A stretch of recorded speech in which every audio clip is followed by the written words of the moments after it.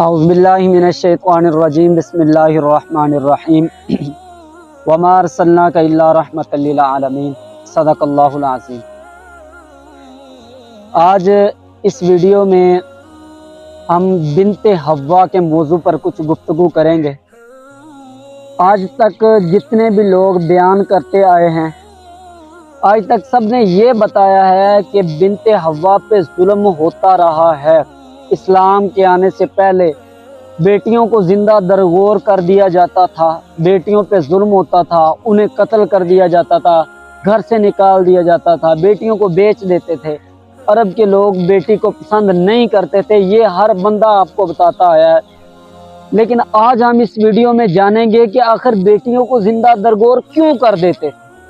ہر ایک مسئلے کے پیچھے کوئی نہ کوئی بات ضرور ہوتی ہے۔ آج ہم وہی بات جاننے کی کوشش کریں گے کہ آخر یہ اتنے ظلم کے پہاڑ عرب کے لوگ ڈھاتے کیوں تھے، عورتوں پر، بیٹیوں پر اتنا ظلم کیوں کرتے تھے۔ اصل میں عرب کے اندر ایک بہت بڑا قبیلہ تھا، بنو ربیہ قبیلے کا نام تھا۔ اس قبیلے کی کسی اور قبیلے کے ساتھ لڑائی ہو گئی، اور آپ لوگ بھی یہ بات جانتے ہوں گے کہ پہلے دور میں جب لڑائیاں ہوتی تھیں، جو قبیلہ ہار جاتا تھا ان کی عورتیں، ان کے جو ساز و سامان، تلواریں، گھوڑے، یہ ساری چیزیں مال غنیمت میں شامل کر کے دوسرے قبیلے والے لے جاتے تھے۔ تو بنو ربیہ قبیلہ جو تھا، ان کو شکست ہوئی، تو شکست میں وہ لوگ ان کی کچھ عورتوں کو بھی اپنے ساتھ لے گئے مال غنیمت بنا کر۔ تو ان عورتوں میں ایک عورت قبیلے کے سردار کی بیٹی بھی تھی۔ اب وہاں پہ گیا، وہ قبیلے والوں نے کیا کام کیا کہ وہ جتنی بھی عورتیں لے کے آئی تھیں ان سب کو لوگوں میں تقسیم کر دیا۔ اب سردار کی بیٹی جس کے پاس گئی تھی، اس انسان کا حسن و اخلاق تھوڑا اچھا تھا، عورت اس کے پاس رہی تو اس کو اس کے ساتھ محبت ہو گئی، دل لگی ہو گئی۔ تو کچھ ٹائم گزرنے کے بعد بنو ربیہ جو قبیلہ تھا، انہوں نے کیا کیا کہ انہوں نے اپنے قبیلے میں یہ اناؤنس کیا کہ جس کے پاس جتنا مال ہے سارا مال جمع کرو، ہم جاتے ہیں اپنی عورتوں کو چھڑوا کے لاتے ہیں۔ اب وہ سارا مال اکٹھا کر کے اس قبیلے میں گئے، جا کے کہا کہ ہم دیت دیتے ہیں، جو بھی ہماری عورتیں آپ لے کے آئے ہیں ہمیں ہماری عورتیں واپس کر دیں، ہم آپ کو بدلے میں یہ مال دیتے ہیں۔ تو وہ قبیلے والے مان گئے، انہوں نے عورتیں واپس کرنے کا جب حکم دیا تو سردار کی بیٹی نے خود ہی ساتھ جانے سے انکار کر دیا۔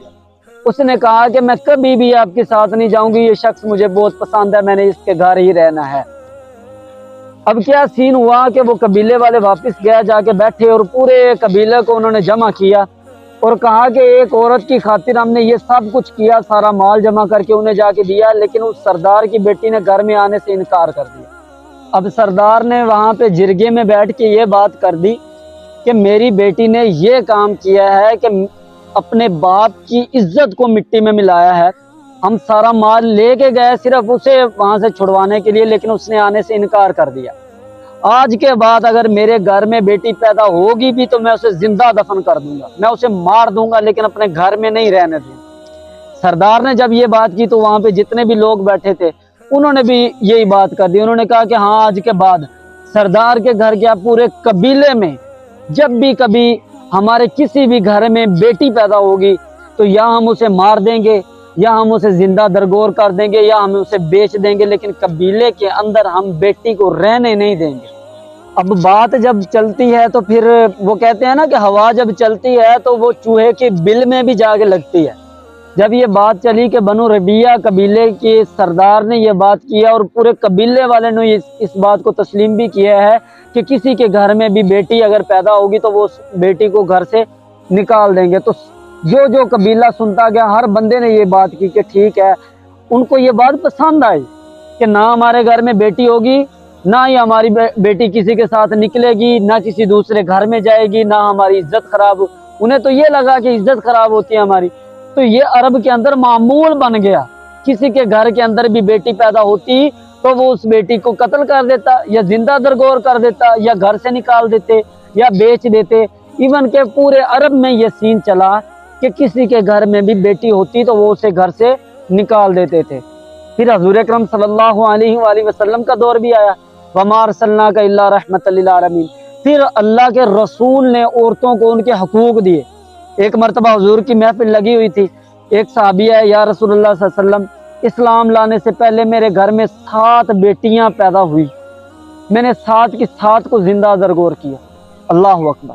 ایک اور صحابی ہے, یا رسول اللہ صلی اللہ علیہ وآلہ وسلم, میں نے سفر کا ارادہ کیا, میرے گھر اولاد ہونے والی تھی, جب میں واپس آیا تو میرے گھر بیٹی ہوئی تھی, میں اسے اپنے ساتھ لے کے گیا, میں نے گڑھا کھودا, میری بیٹی نے مجھ سے بہت محبت کی, محبت کا اظہار کیا, میں گڑھا کھودتا تھا, میرے منہ کے اوپر مٹی آتی تھی, وہ میرا منہ صاف, ایون کہ یہ والی ایسی باتیں ہیں جو ہر بندے نے سن رکھی ہیں. ٹھیک ہے, کہتے ہیں کہ میں نے انہیں زندہ درگور, تو حضور نے یہی فرمایا کہ یہ کفر میں تھا, اب آپ اسلام لے ہو تو اللہ تعالیٰ نے آپ کو معاف کر دیا ہے. یہ بات کرنے کا مقصد یہ تھا کہ یہ جو عورتوں پر تشدد, عورتوں کے لیے دل کے اندر نفرت, یہ اسلام سے پہلے کا سین تھا. اگر اسلام کے بعد کسی بندے کے دل میں اپنی بہن, بیٹی یا اپنی ماں کے لیے کوئی ایسی بات ہونا, تو سمجھ لے کہ اس کا ایمان کمزور ہے, اس کا ایمان جو ہے وہ پختہ نہیں ہے, اس کے ایمان کے اندر کمی ہے. وہ اپنے ایمان کو مضبوط کرنے کی کوشش کرے. جو بندہ صاحب ایمان ہوگا, جس کا ایمان مضبوط ہوگا, وہ عورت سے محبت کرے گا, وہ اپنی بیٹی کو, اپنی بہن کو, اپنی ماں کو اپنے اوپر بوجھ نہیں سمجھے گا.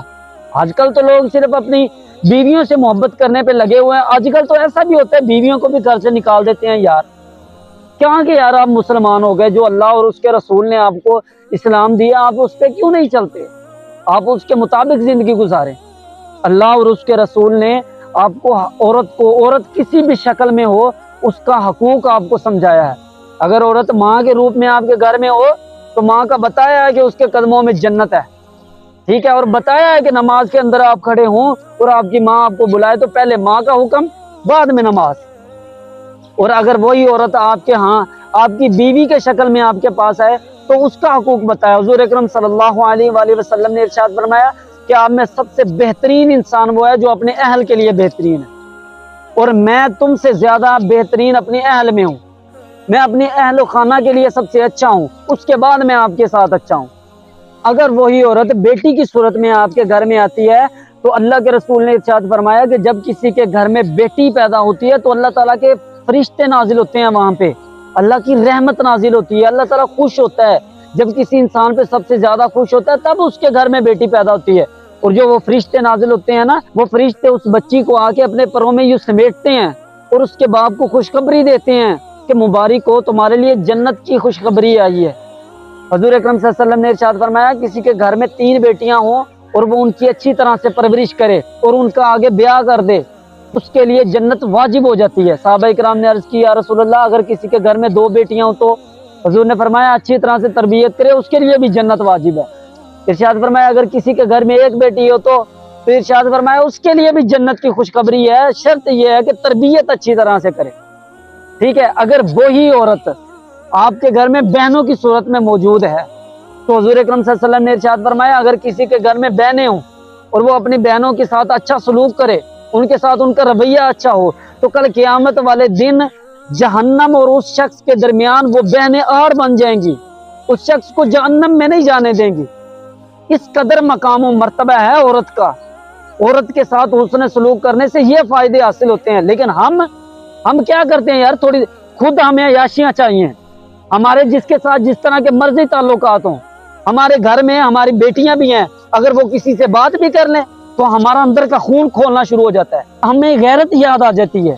ٹھیک ہے, ان غیرت کو تب یاد کیا کرو جب تمہاری کرتوتیں ہوتی ہیں ایسی. اپنی کرتوتوں کو پسے پشت ڈال کے, حضور اکرم صلی اللہ علیہ وسلم نے ارشاد فرمایا, یہ جو لوگوں کی عزت کے ساتھ کھیلنا مکافات عمل ہے, جیسا کرو گے ویسا تم اپنی زندگی میں دیکھ کے جاؤ گے. پہلے لوگوں کے ساتھ ایسا کرنا ہے, لوگوں کی بہنوں کے ساتھ, بیٹیوں کے ساتھ ایسے سوچ رکھنی ہے لوگوں کی عزتوں کے بارے میں. تب بات جب تمہاری کے ساتھ ہو نا, تمہاری بہنوں بیٹیوں کے ساتھ جب ایسا ہو رہا ہو, تب ذہن میں سوچ لیا کرو کہ یہ ہمارا ہی ہمارے سامنے آ رہا ہے. تب غیرتیں نہیں جاگنی چاہیے, غیرت تب بھی جاگے جب تم کر رہے ہوتے ہو. اللہ تعالیٰ نے عورت کو بڑا مقام و مرتبہ دیا ہے, عورت کی عزت کریں. کوئی ایسا نبی, کوئی ایسا ولی, کوئی ایسا بندہ دکھا دیں جس نے عورت کے اوپر ظلم کیا ہو, کوئی نہیں ہے. دور جاہلیت میں ایسا ہوتا تھا, اس کے بعد نہیں ہوا ایسا. تو اپنا محاسبہ کریں. میں اگر بات کرتا جاؤں تو میری ویڈیو کافی ساری لمبی ہو جائے گی. بس یہ کہنا چاہتا ہوں کہ یار ہم اپنے اندر دیکھیں, ہماری جو غیرت کے نام پہ ہم جتنا کچھ کرتے ہیں نا, یہ سب کو ایک سائیڈ پہ رکھیں. یہ ساری باتیں ایک سائیڈ پہ رکھیں. غیرت یہ نہیں ہے کہ کسی کے اوپر تشدد کرنا.